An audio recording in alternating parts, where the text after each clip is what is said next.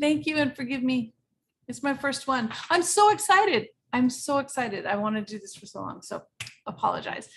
Okay, so money. It's not a discussion. It's never a discussion at your meeting. In other countries, because I did some research, private schools are where you get services. In our country, private schools aren't obligated, but there are some other countries where private schools are where you get the services. So check your laws, check your special education guidelines, but money is not a reason for anybody to say no. And God forbid they should tell you that. That's offensive to you as a parent. You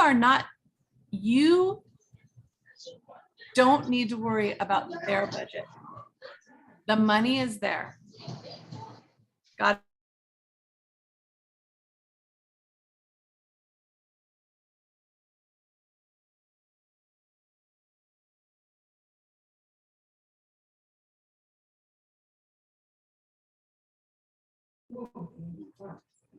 Muted me, Kim.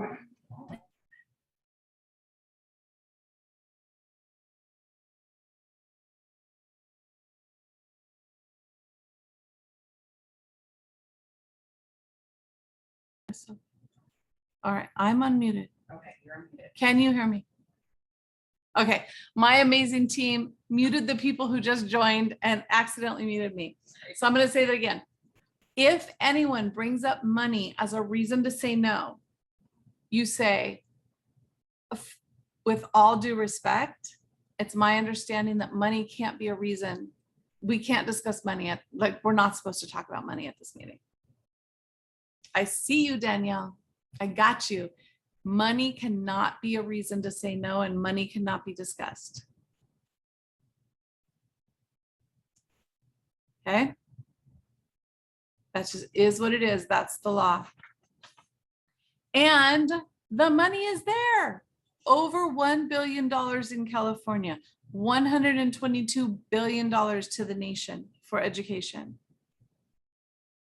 It's not a reason to say no. And I just read an article today about the fact that they want to reallocate money to the kids with most needs. I'm gonna give you a behind the scenes scoop. So much of the money is buried in legal fees in a line item that is a bucket that doesn't show that they're fighting what you ask for. Just know what your child needs, ask for what your child needs, ask for the compensatory services that were owed and weren't given as you go back. Now, post-COVID, let's talk masks, right? Because masks are a big deal. Masks are blocking the nonverbal communication. Masks are potentially muffling the message. Masks are impeding the linguistic message that your child is receiving. Hearing loss, autism, learning disability. If there's a mask in the way, if there's 6 feet of distance, we are not getting a good linguistic signal. So we have to figure out, what does our child need? And what I need you all to know is that it's not the CDC. The CDC is not saying adults have to be 6 feet from a child. Teachers unions are negotiating. I have a family who got a one-to-one aid language facilitator for a child. And then by accident, the teacher said, oh, but that adults have to be 6 feet away. I'm like, what are you talking about? That's a one-to-one aid language facilitator. Oh, but all adults have to be 6 feet from children. So what we need to do, if our children have hearing loss, auditory processing, need a one-to-one aid, whatever the need is, what I wanted to say today is, it's not just the what. Okay, the what you got. You got what? You got the one-to-one aid. What? You got the resource. What? You got the DHH. You got the what. You need to say, how is it being implemented?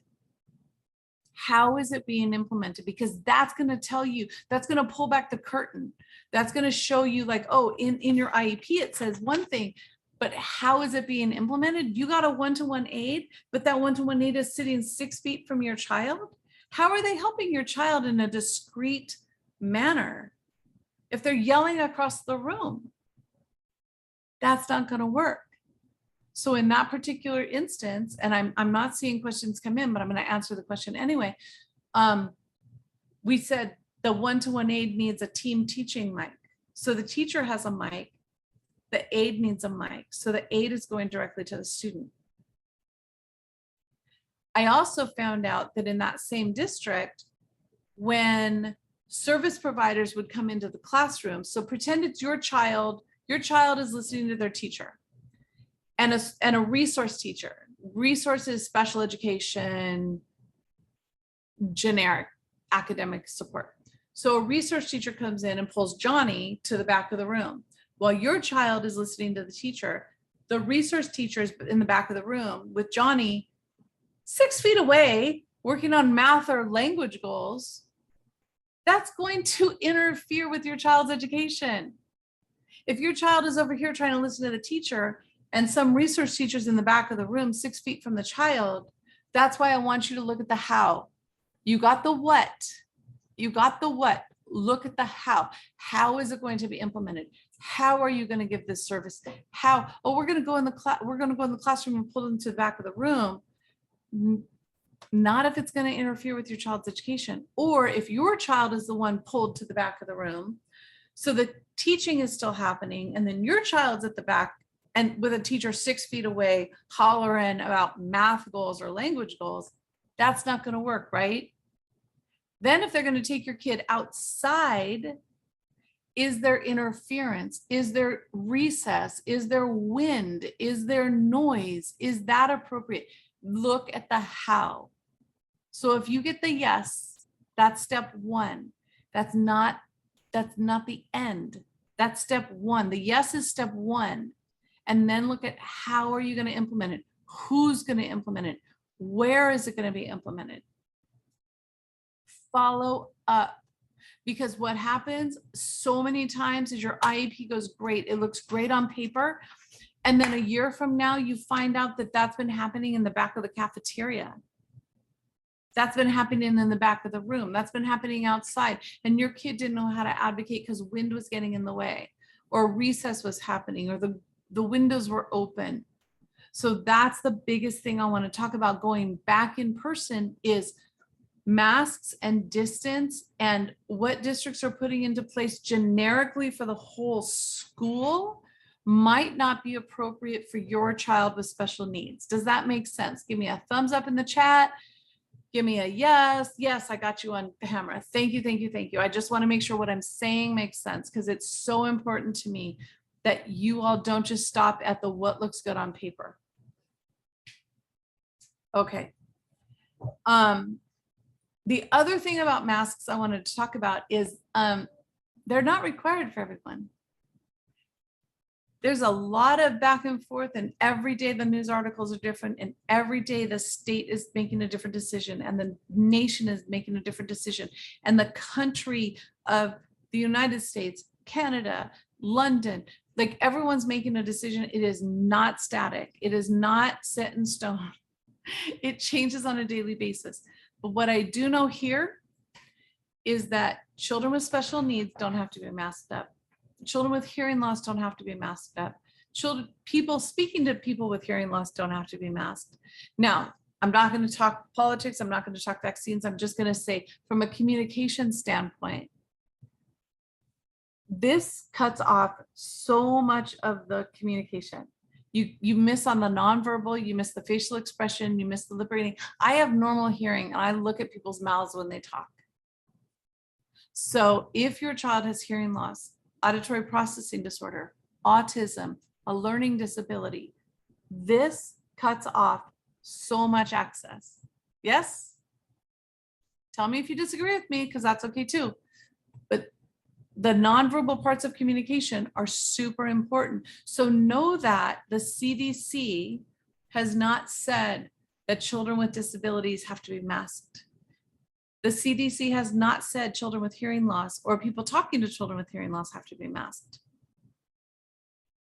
There are humanity shields, which give the visual access with a little like fabric, which is a safeguard. And that's not just for kids with hearing loss. 99% of the people on the call today, because it's the first one, also deal with kids with hearing loss, not 100%, but the Humanity Shield has the whole face and the fabric here. So it's safe and it's good access. Kids with other disabilities benefit from that as well. We all need to have access to everything that everyone is saying. We have a whole generation of kids who missed out on their education. We have a generation of third graders who missed out on the core third grade academics. A generation of eighth graders who missed out on their eighth grade academics. And so the next year's teachers are getting these fourth graders who didn't have what they normally get in third grade. High school students who didn't get what they normally get in eighth grade before they go on to high school. We have a whole generation of kids who had asynchronous learning, part-time at home, parents noticing, oh my gosh, you have a processing disorder. Oh my gosh, the services that they promised me in the IEP are half. I have families who told me they listened, they like overheard the speech or DHH or resource or whatever, whoever was logging on said, how's it going? What do you need? You think a 13-year-old is going to say, oh, I need help with self-advocacy? The kids told me themselves, why should I tell her? She doesn't help me anyway. So we have a whole generation of kids who missed out on their services and their core academics. So when we go back, we got to look at making that up. We've got to look at where can we ask for compensatory and where can we say there was a hole. And I don't attack people, and I don't recommend you attack people. I recommend you say, he or she missed out on this core piece of kindergarten or this core piece of third grade. How can we make it up as a team? That's what I recommend you say. Open the door. How can we work as a team to make up for this thing that was missed? And by the way, this service provider didn't do their minutes, so I'd like some compensatory services. Yes? Are we good? Okay. I want to make sure it all makes sense. I did touch on the one-to-one aid. I don't know if anyone here has a one-to-one aid. If you do, again, how is the one-to-one aid being implemented? I was shocked to find out we got a yes to a one-to-one aid, and then that aid was going to be 6 feet away. So if you have a language facilitator, if you have an aid for a kid with autism, if you have a one-to-one aid or any additional support, ask how it will be implemented. If it's going to be implemented at a distance, that is not okay. You got to work with your team. You got to say, that's not in the spirit of the service. And I think in the spirit of the service is the way you need to frame it. For me personally, I don't go in for the, I'm going to say I don't go in for the fight. I always get what my families need for them, but I don't attack somebody personally. So the spirit of the service in my mind, and I didn't plan this, it just came to me just now, but if you say to your team, I don't think that's in the spirit of the service. The federal law or the special ed law in our country hasn't changed. And so how can we implement this service appropriately, irregardless of COVID? How can my child get what they need as we return to in-person learning? Does that make sense? Because nothing is supposed to change. No laws have changed based on COVID. Laws are the same. The service still needs to be provided in an alternative manner. 6 feet away, not okay. No matter if there's hearing loss, autism, a learning disability, no child in school wants some adult yelling to them from 6 feet away. Hey, did you understand what your teacher said? Did you hear what your friend just asked you? Like, oh my gosh. Then we're talking about emotional issues and counseling, right? Nobody wants to be embarrassed like that. So talk to your team. How can we serve my child in this setting with these restrictions in the spirit of their IEP and what was offered? Thumbs up? Thumbs down? Do you disagree? Tell me if you disagree, because I don't want you to go away disagreeing with me. I want to talk it out. And then the other thing I want to say, because I know we're already at 4:30 and I'll respect your time, but I'll stay as long as you want me, is the requests. Anything that you're requesting the service logs, you're requesting service minutes, you're requesting compensatory time. Put it in writing. Writing starts the timelines. So don't have a conversation with your friendly, lovely teacher that you love and adore, and she loves and adores your child.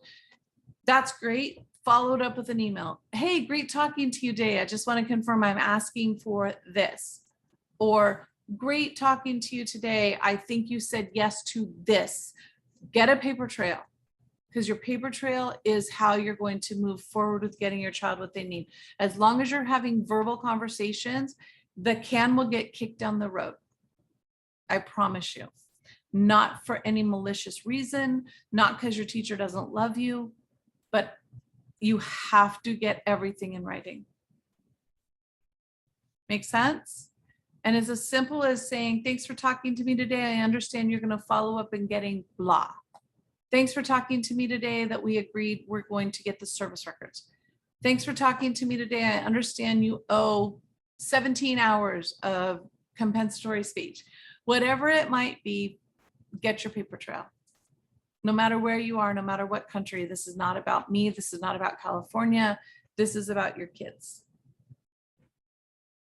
So it is 4:30, and I promised you I would answer your questions. So I'm going to ask Kim if we have any questions. And then here's what I want you to be thinking about.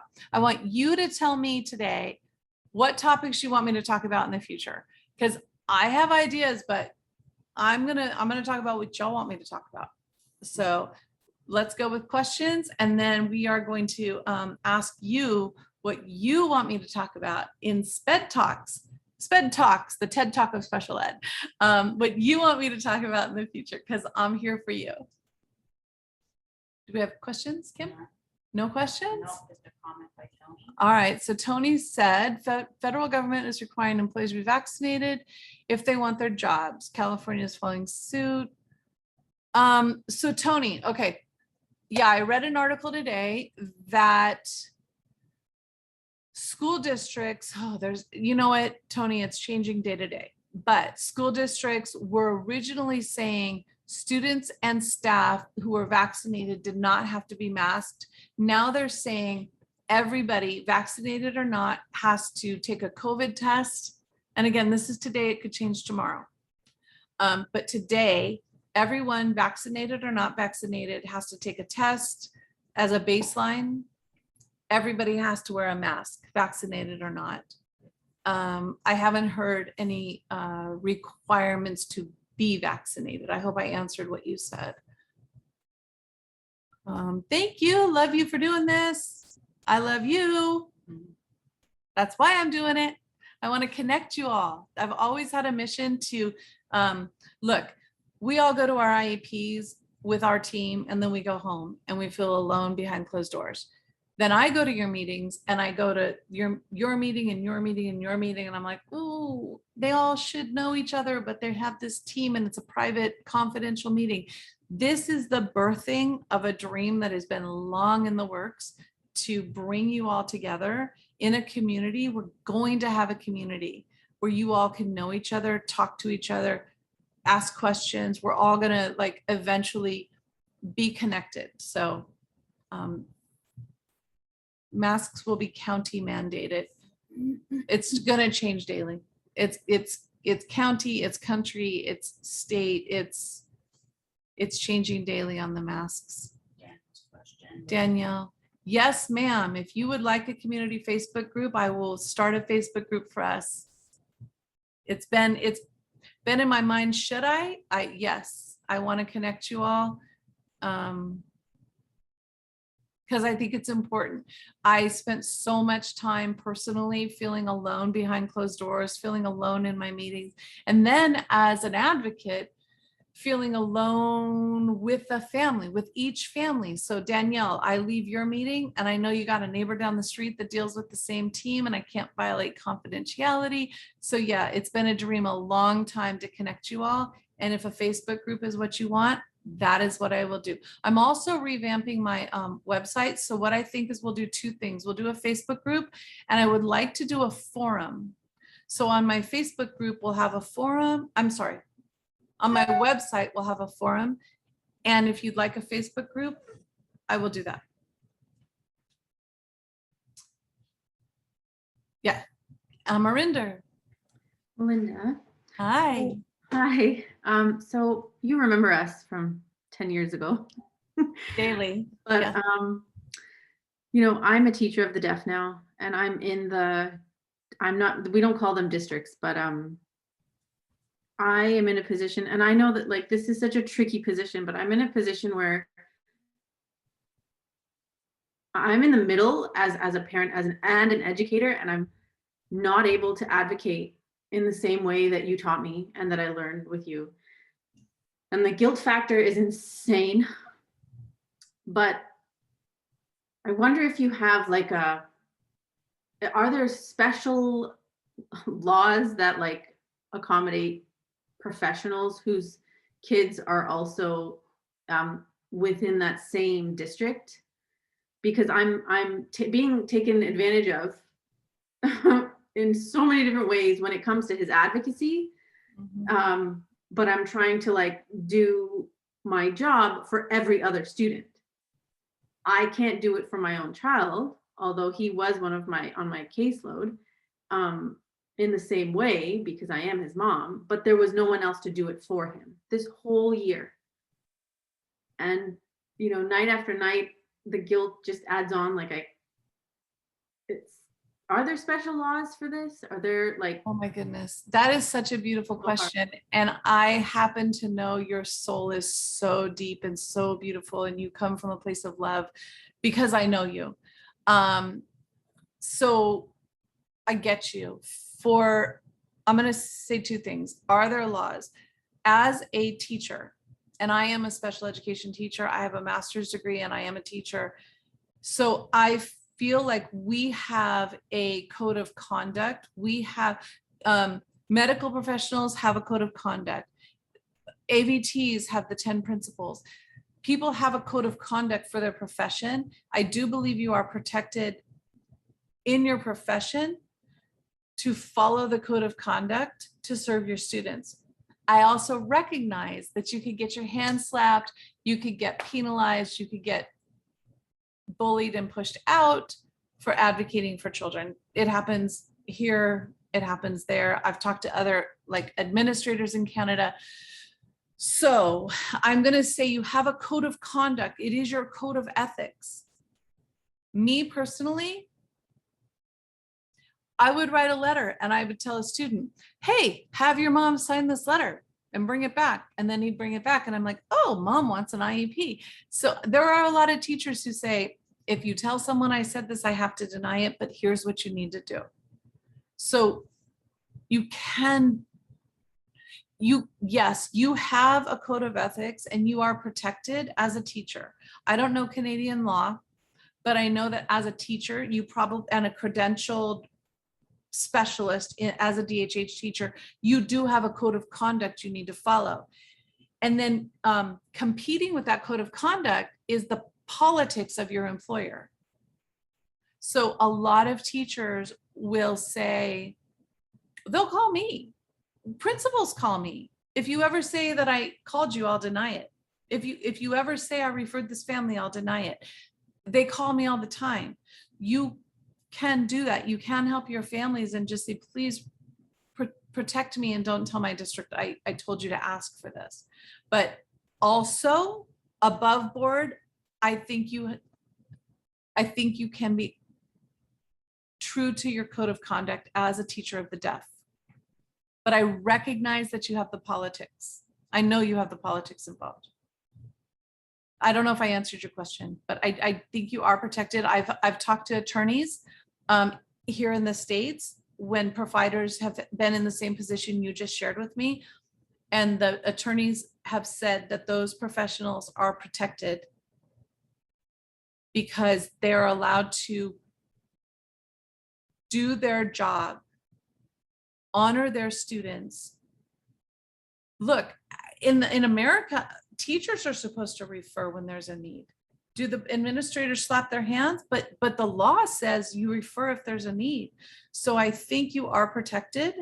And I don't know if you have a union in Canada, but I do believe you are protected. And then if politics are in the way, you might just need to ask your parents to have your back. Does that make sense? Do you have more questions? Did I not answer your question? No, and I think it's so specific. You did, but it's more about like my role as a parent, professional, not professional parent. And it's like with my involvement with my own child in the same district, in the same classroom, virtual learning. Yeah. There was a line that was crossed in terms of, you know, if we go by the code of ethics. Yeah. They weren't going by the code of ethics. That's why they put me there. It's because I'm much louder as a parent. Yeah. And making me the professional in that case took away my ability to advocate, because it forced me to, I would have gone head to head with the teacher, with my boss, with the parents that it would have been terrible had I spoken out about what he needed clearly. And you know, it is Canada, so I don't know the laws, but I think maybe I'm just venting. I don't know. I actually know a former administrator in Canada. I will follow up on this for you, but I do think that you can't let go of what your child needs. If you have to have your husband or an advocate or somebody be that voice, because you can't, because it's like you're in two seats at the table, then I do think that you should. Well, I hate the word should. I'm gonna delete. I would recommend that you look into making sure that there's somebody who can be his voice at the meeting. If it can't be you, it has to be someone, and they have to stand strong in that role. So when I'm that voice, it's not what I want. It's not what I want. I'm speaking on behalf of Emma Rinder, Danielle, Beatrice, Erica, Tony. I am the mouthpiece. Literally, I say that all the time. It's not about what I want. My daughter's done. My daughter's out of school. I am the mouthpiece. I am representing the family. And I think that maybe someone should represent him if you are not allowed to. Does that make sense? It does. Okay. Thank you. Of course. Do we have other questions, Kim? No, just comments from Beatrice. Itinerant as caseload of 74 students. Other teachers have 14. Tony.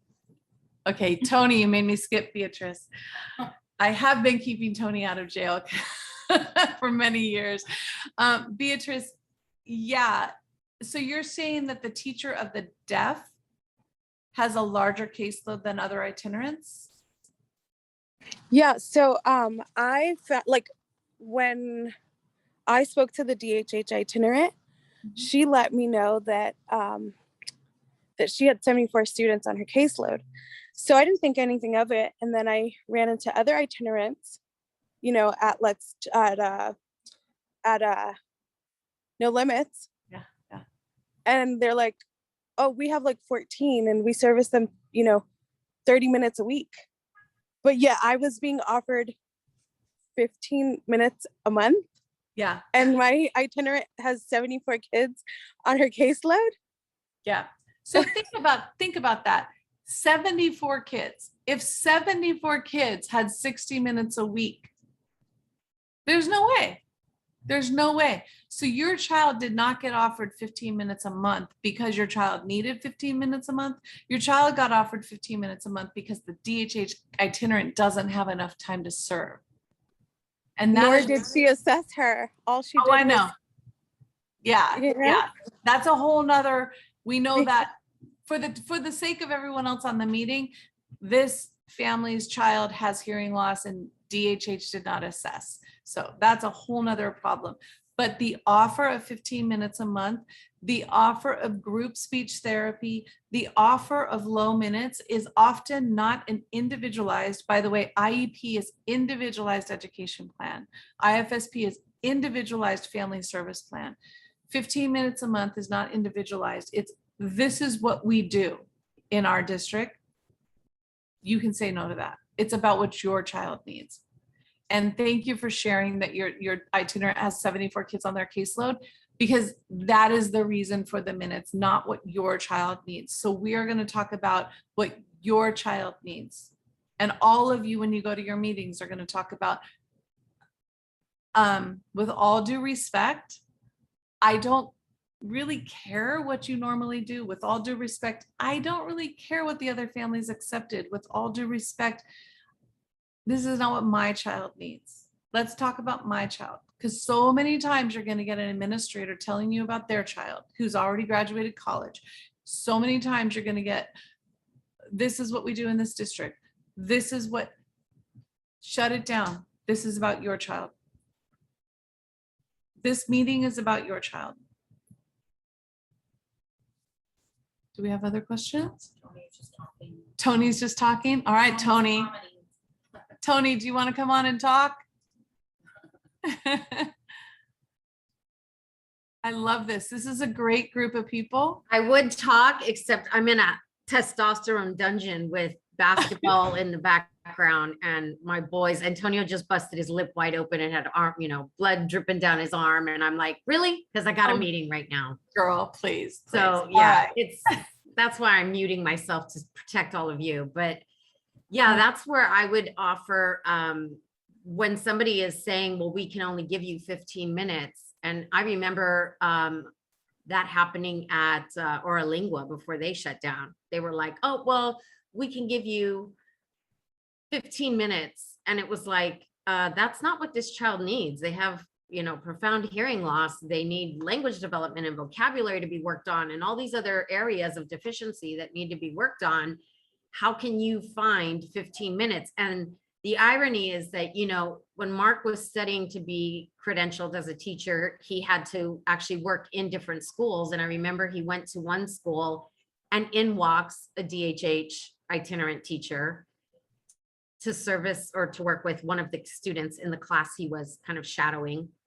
And the woman walked in, grabbed her devices, kind of checked the devices and just said, so how's everything going? Is there anything you need? Just like what you were mentioning earlier. Yeah. And was out in like 5 or 10 minutes. And Mark was like, oh my God. And at the time, Antonio was still like a baby. And he was like, oh my God, that's like nothing like compared to what you get at John Tracy and all this one-to-one actual specialized individualized service, which is what your child actually needs. And that's why I was putting that up there, because you can elaborate as to whether you could go to, hire someone from John Tracy or from wherever and say, would you be willing to work with my child? And then present that to the school district and say, you know what, I understand, Jane Doe only has 15 minutes for me, but guess what? I found a provider that's actually going to provide the time that, child A needs, and blah, blah, blah. So I'm going to twist that a little bit. And it's not Jane Doe has this much time and so has this much time. It's what does your child need? And exactly. So whatever your child needs is what we need to figure out how to get. But yeah, that's fantastic. And what you saw, unfortunately, is the norm. If we're not on top of it, the norm of DHH itinerant kind of SELPA county services is go in, observe, check the hearing aids and walk out. And that's not what we want. That's not what we do for our kids. We look at the needs, at the specialist who needs to address those needs. I am here for you all. I don't want to take advantage of your time on a Friday evening, but I do want to ask Erica, do you have any questions? Pavan, do you all have any questions? Because we got a little intimate group here. And if anyone has any specific questions, I want to answer them. And then I want you all to put in the chat, what do you want me to talk about in the future? I have some ideas, but I want y'all to tell me what you want me to talk about in the future. And then if you have any Great to bring awareness to this topic. I appreciate you too, Beatrice. I appreciate you being here, all of you. I'm not seeing any questions in the chat from my two families off camera. Feel free to jump in. But otherwise, please give me topics. You know I have plenty, but I want to know what you want.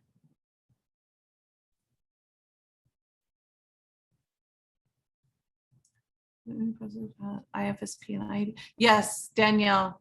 IFSP and IEP are two different things. So IFSP is an individualized family service plan. The IFSP is driven, I'm sorry, I'm going to get on a soapbox here. The IFSP is driven by the family priorities and concerns.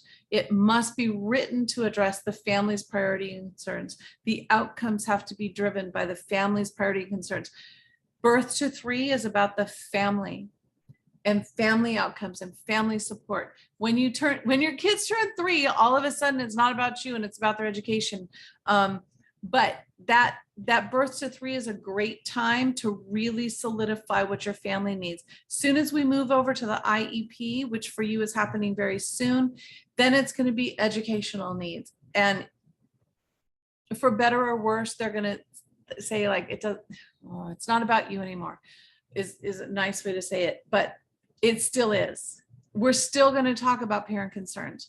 We're still going to highlight those, and they still have to address those. But during birth to 3, it is not educational. It is about the family needs and the family priorities. Does that make sense? Okay. When we move over, it all switches. Like it's a different order. It's a different meeting. It's driven by goals. And then there's placement and services.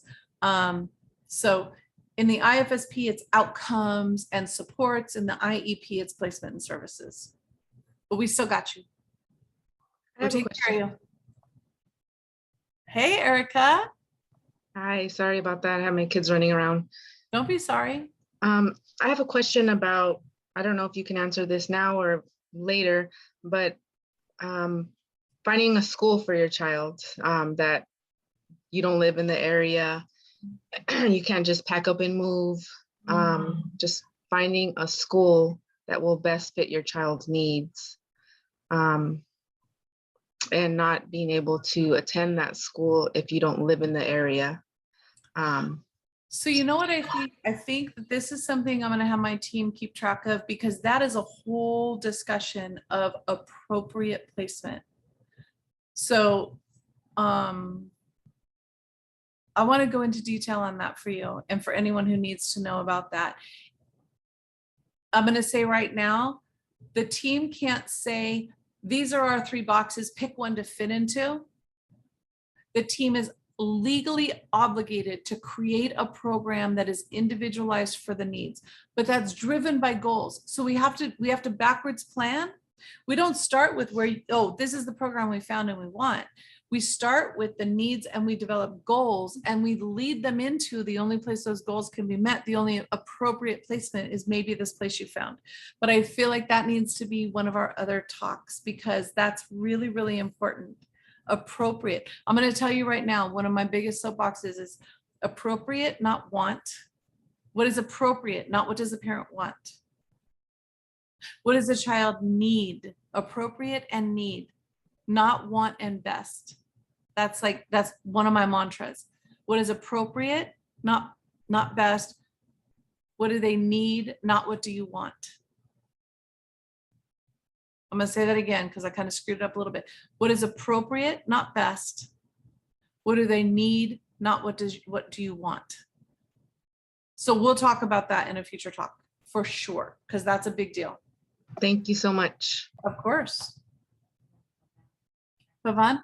Okay, moving to 2nd grade, bilateral implants doesn't have language facilitator. Yes, okay, so for the language facilitator, I think returning to school post-COVID, thank you for asking this question. It is so on topic tonight, because I talked about the mask blocking, the nonverbal communication, muffling the sound, blocking all of the facial expression, the lip reading. We want our kids to listen. We know that, but we use all of this. We all use all of this, and all of the kids are going to be masked, and all of the teachers are going to be masked. So returning to school post-COVID in second grade, I would absolutely talk about a language facilitator. The language facilitator is something I wrote the job description for my daughter when she was in third grade. It didn't exist. And now a lot of school districts in California use it. It is an aid with a specific goal to facilitate language, facilitate communication between peers. Say, did you hear what your teacher just asked? Did you hear what someone's calling you? What did they say? It is not a behavior aid. It is not an academic aid. It is not a tutor. It is literally someone to facilitate language, facilitate communication for our kids with hearing loss. So yes, I would say now is the time as you return post-COVID to have that discussion, because there's so much blocking communication right now. And like I said earlier, if they say yes, which we did get for a family, yes, you have a language facilitator and he's sitting 6 feet away. No. Then we need a team teaching mic. The teacher has a mic. We need the aide to have a mic so the aide is ear level and not yelling across the room. I hope I answered your question. Tell me if I didn't. Do we have another question? Yes. Yeah. You answered our question. Wonderful. That was a great question and super important returning post-COVID. So you all, yeah, yes?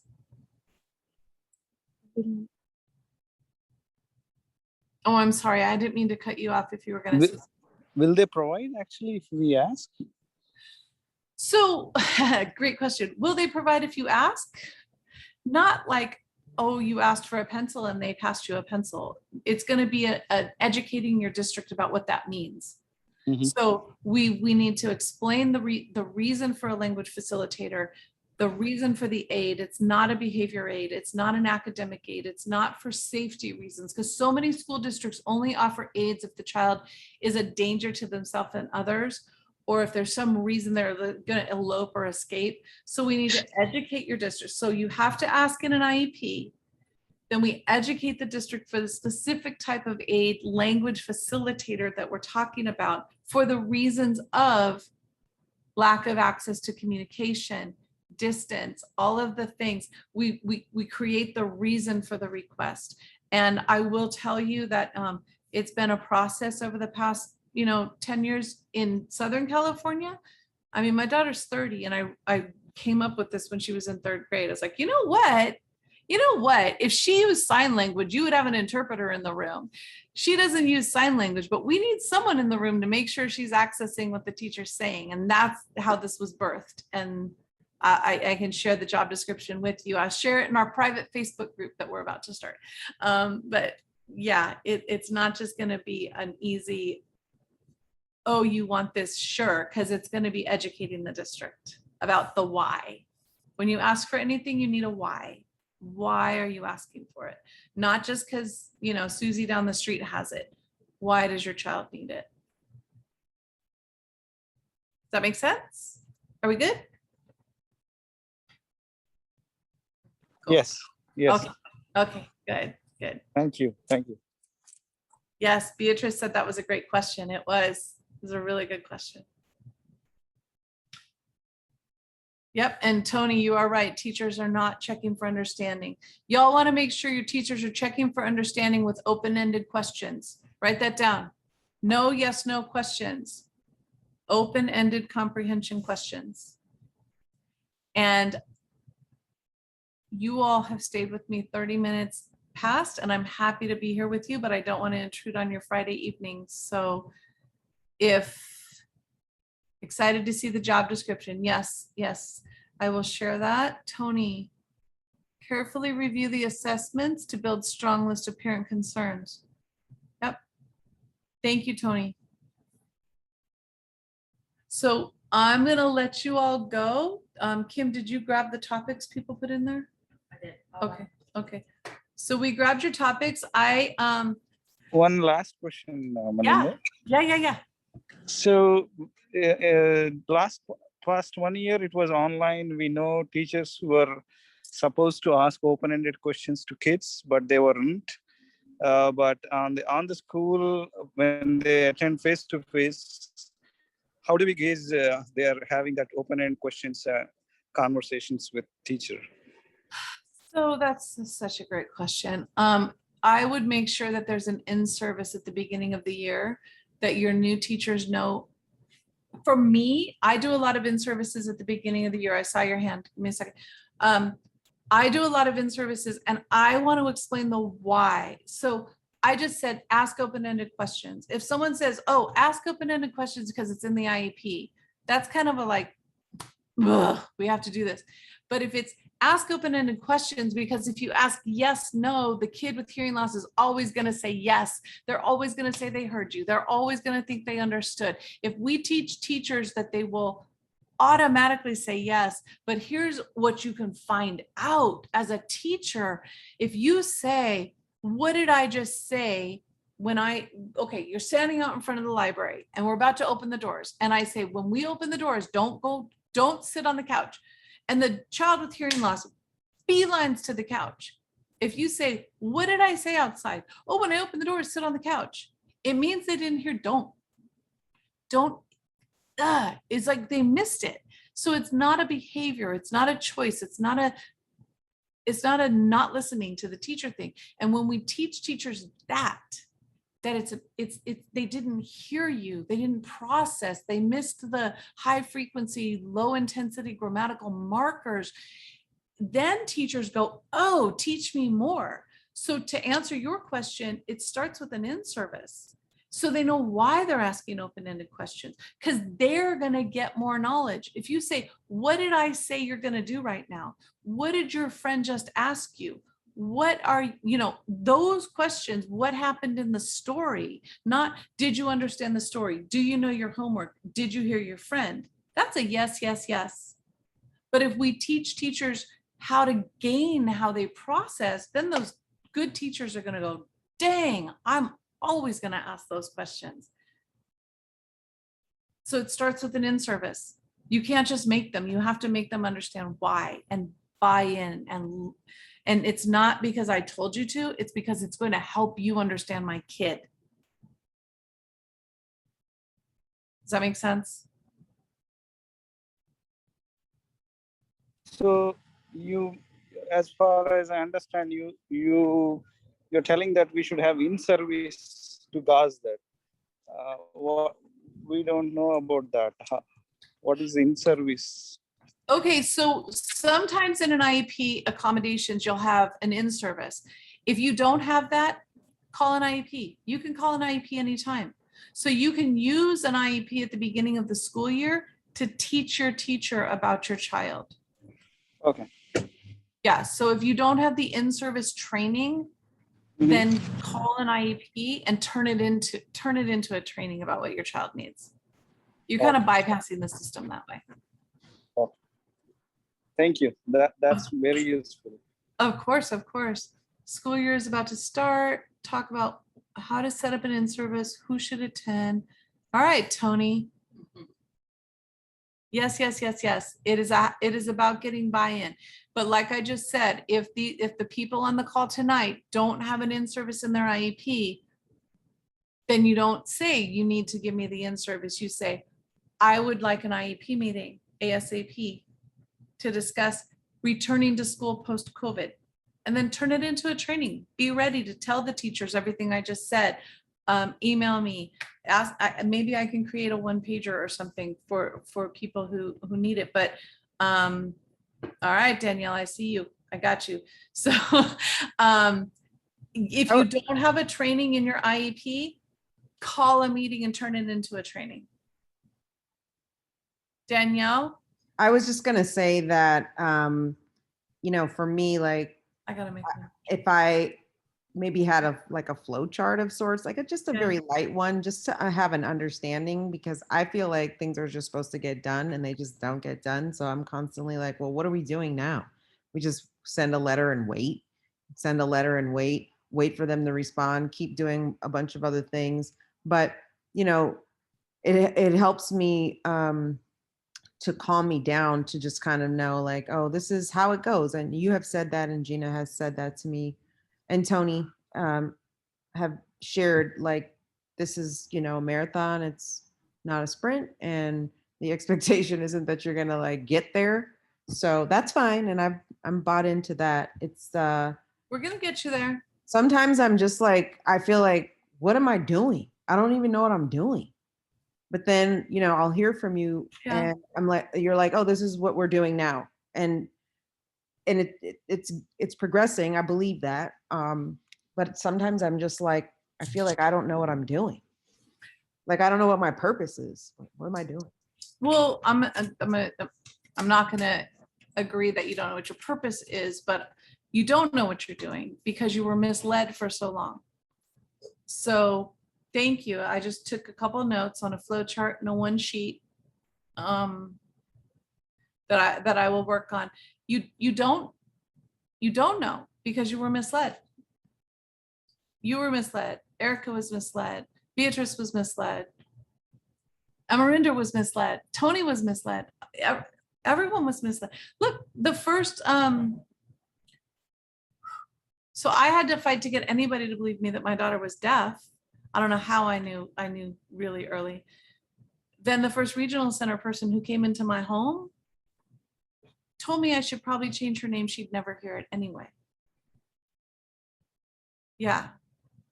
I picked, I named my daughter and she said, you should probably change it. She'll never hear it anyway. And then imitated deaf speech, which was really offensive.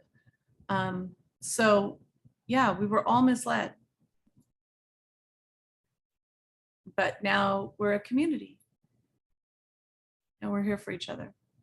Yeah, Amarinder. I'm just gonna say, one thing that I do as a parent is I have a little book, an advocacy book for him, for my child, who knows how to use it now, but it's a little bit about his technology.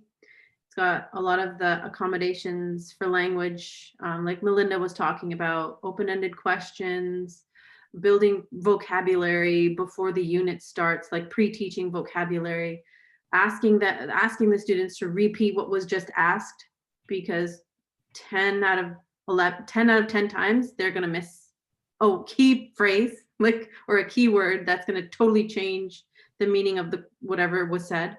Oh. And it's just a little booklet that I take every year, and actually I get my students to make their own, because I'm a really good teacher. I care a lot because I see what it does to people. When they come home to when my son comes home to me, I see what it does when people don't do what needs to be done. So there's a little advocacy book, and it, just lays it out. It's almost like a little in-service, especially, with the speech and AVT techniques that, not all teachers are, fully trained. In California, it's a little bit different. They are more so than here. Let me tell you. No, all teachers are not trained in those techniques. No. Not all, but more so than in Toronto and Vancouver. Like, it's Okay. They don't even use the assessments to drive their, pedagogy. Yeah. But anyways, so that was just something that I wanted to say. It's a little booklet. It's an advocacy booklet. Maybe you can share that when we get our Facebook group together. Sure. I love that. I love that. Emery, you're amazing. And I did something with Krista when she was going into high school. I had her take, we took a headshot and I had her write up, hey, my name is Krista. I have a cochlear implant. This is what I need for you. And this is what I'll do. Like, I had her do what I need and what I'll do. Like, you give me this, I'll contribute that. I want to make sure none of you ever let that, listen to me right now. Don't ever let that replace the teacher training, the teacher in service. Your children are not responsible for teaching the teachers. This is beautiful. Amarinda did it. I did it. It doesn't replace the teachers giving the appropriate training. Just don't let that happen, because there's a lot of districts that try to turn these kids over in third grade that they're going to do their own letter to their teachers. Like, no, they're not an audiologist. They're not a DHH teacher. Yes, they need to advocate. It doesn't replace it. So yeah, Amarinda, we would love for you to share that. No, but I'm really glad that you said that. And I wish you had been there when I started doing this, because it turned into me actually teaching Soleil's grade 1 teacher how to teach him how to read. Like it got to that point, and like now it's my job. I've actually turned it into something that I can help other kids with, because Yeah. I had to do it and Yeah. and then share it with with them. It Yeah. got to that where I wasn't even advocating anymore. I was just flipping the the table. And so I wish that someone had said that to me. I'm so glad you said that, Melinda.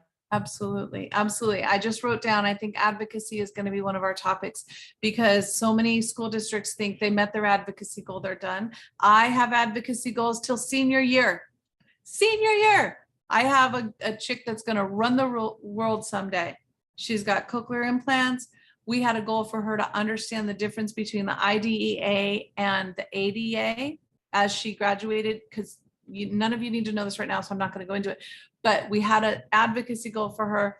We came back the next year and she understood the parents' rights that are given out at every IEP. Like she's going to run the world someday, but advocacy never stops. Never. They meet their advocacy goal, there will be another advocacy goal. I promise you.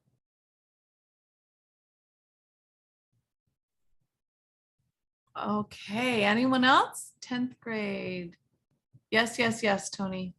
Thank you for the chat. All right, anybody else have questions, comments? Oh, look who's here. Hi there.